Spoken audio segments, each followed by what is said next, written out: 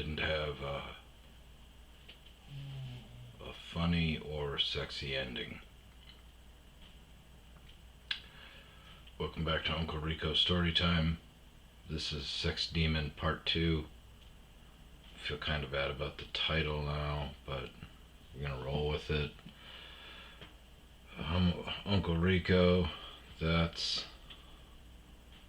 oh god, I'll never be a weather person. That's Chico.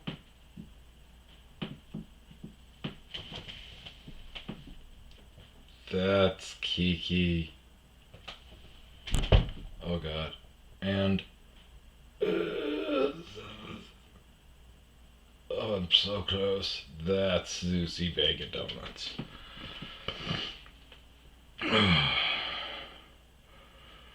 No recap.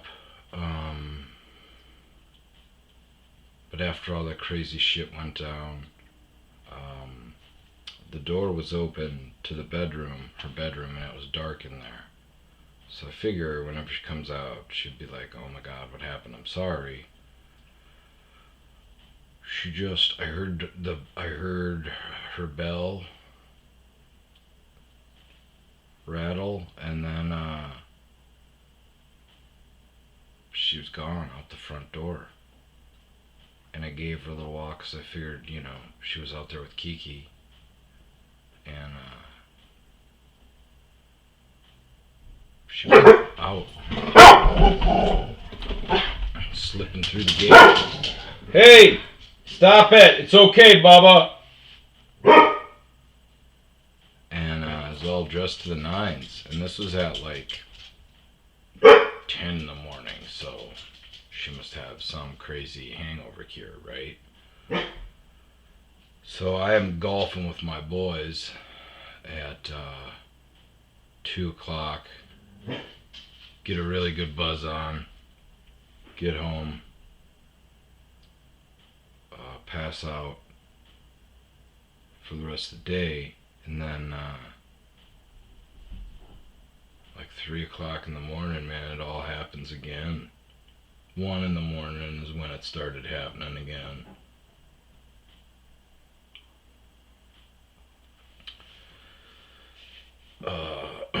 So I put my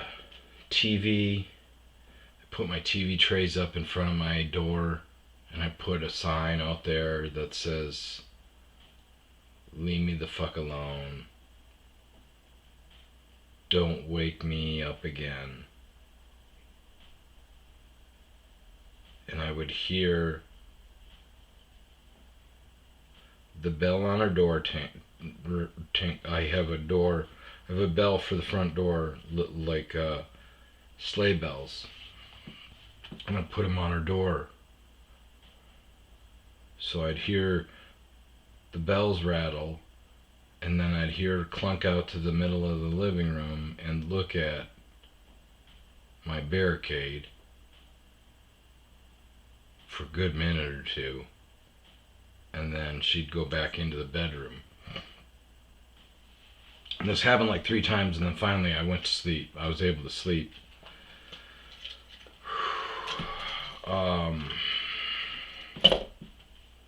Then at one point I hear her dog, yipping. And it doesn't sound like it's in her bedroom. So I go outside, and the dog's outside.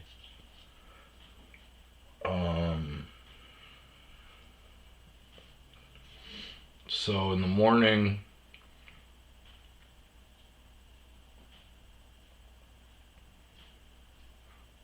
I gotta clean up the kitchen. She had opened up like this thing of Dinty Moore and dribbled it all over the counter. And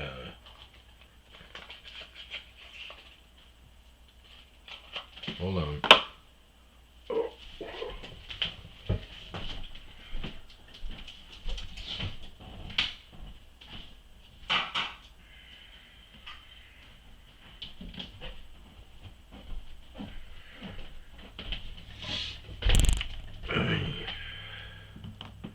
Still don't know if I can do this or not on camera.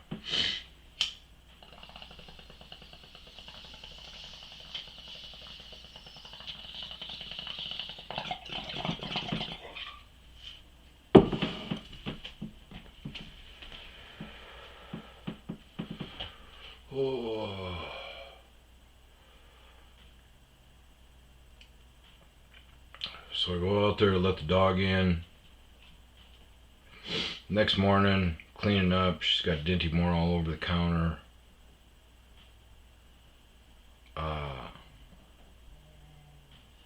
She comes out at like 8 in the morning, all wild-eyed, and I said, "Come down. Come sit down. We need to talk."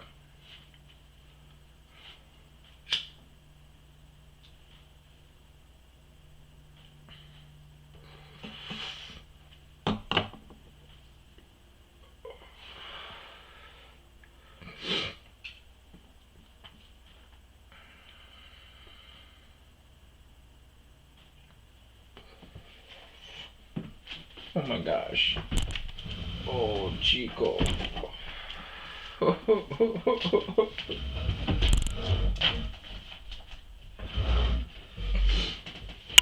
You guys couldn't tell, but my little guy was pawing at my back. So, yeah, I'll get up closer though. I'm sorry, buddy. Cut it in a second, I promise. So, I say, "Hey, sit down, we need to talk." I go, first off, I understand that you're going through some shit, okay, but, do you remember all the shit you were doing last night?" And she's like, "No, I was wondering what do you got the TV trays and sign on the door for?" I go, "You don't remember why I put those out there?" And she goes, "No." And I told her some of the stuff she did last night. And she's like, "No, I didn't, blah, blah, blah." She's like, "I don't remember that. I wasn't drinking last night." And I go, "Okay, well, 2 nights ago you were drinking. And you did this and this and this and this." I was like, "You walked through dog shit. You sexually assaulted me numerous times." I didn't say that, but I was like, and she goes, "No, I would never do anything like that." So then we start talking about, what she has done the last couple of days. She says, "Just sit around the house." So at that point, I tell her that she needs to get off all these medications. I said, "Listen, my buddy Greg was on all these meds and he was all fucked up. Not to the point where you are, but, he got off all that stuff and just started smoking pot and he was a lot happier." So I told her, "I'm going to go in your bedroom, take all of your medication because you're doing a lot of stuff. You trust me to tell you that you're doing a lot of stuff that you don't remember." And she goes, "Yeah." And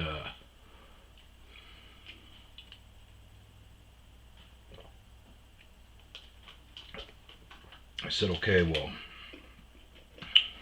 give me, I want you to call up your brother. You said you were at a football game with your brother a couple of weeks ago." And she calls up her brother, and I talk to her brother, and her brother goes, "Hey man, I appreciate you reaching out to me, but I don't live here in state. I'm here taking care of my mom, and that's it." And I'm like, "Dude, I'm gonna check her into rehab." And he goes, I hate to sound callous, but we kind of wash our hands of her. She's got we've got a restraining, our mom has a restraining order out on her, so she can't even come here anyways, even if we wanted to help her." And I said, "Okay, well, she told me that, she had the restraining order on her mom, but seeing, what's going on the last couple of days, that makes sense." So I got off the phone with her brother, and I told her that because of her medication, I was taking her into rehab. And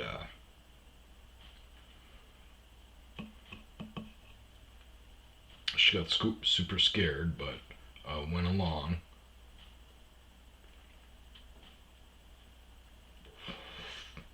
I called my handyman and a buddy, who's dealt with addiction. And he said, yeah, you can just drop her off at any place. They won't even ask any questions. And I go, well, that's not what, I want to find her. I mean, she is a friend. I want to find her some help. I don't know, what's going on. But, so I take her to rehab. Put all the medication in a plastic bag. I tell her to pack a bag. And she asks if she can cry. I said, why? She said, I'm scared. I said, yeah. You can cry, but don't be scared because it's going to make you better. You need this to get healthy.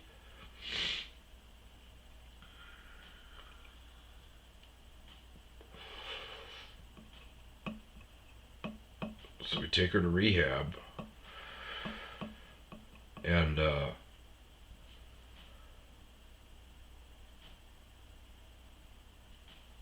drop her off, bring her in her bags, and I smoothly put the plastic bag with all the medication behind the clerk's desk and say goodbye and everything.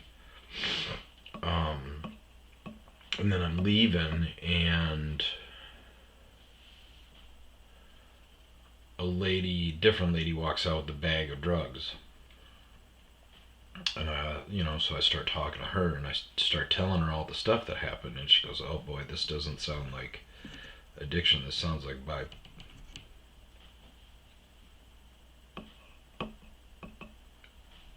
bipolar disorder. And so she says, we'll do all the stuff, do all the tests, run through all the stuff, but eventually she might get transferred to this other place if that happens. It's called Agave something or other, whatever. So I drive home, and as soon as I get home, she says, hey, they're transferring me to this place, Agave, whatever. So I figured out where the Agave place is and went and bought her 2 packs of smokes. I mean, she doesn't smoke, she vapes, but you can't bring vapes into any of these places, and I know they let you smoke, so I know she's scared and alone, so I just wanted to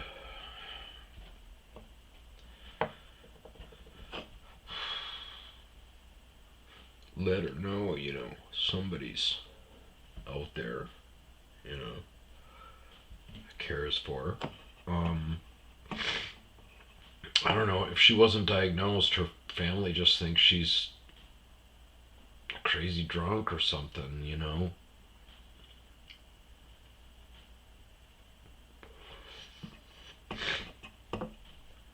But another podcast ends in Rico's tears. I'm just exhausted, man. Been a rough year.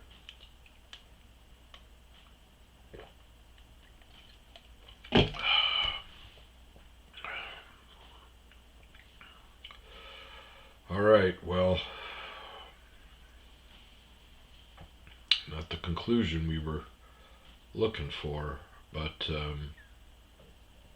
who knows, maybe maybe this will be a good thing. She can figure out what's going on and get some help and get hate Big Pharma, but obviously if it is some kind of bad mental disease, she needs to be on something, but not 20 different kinds. I just can't believe that with our fucking medical system, there's not a way for these doctors to cross-reference. Every single one of those bottles had her name on it. Anyways, alright, well, it's 2026 now, so I hope everybody has a good 2026, a better than last year 2026. Hopefully we'll have a better ending than this one.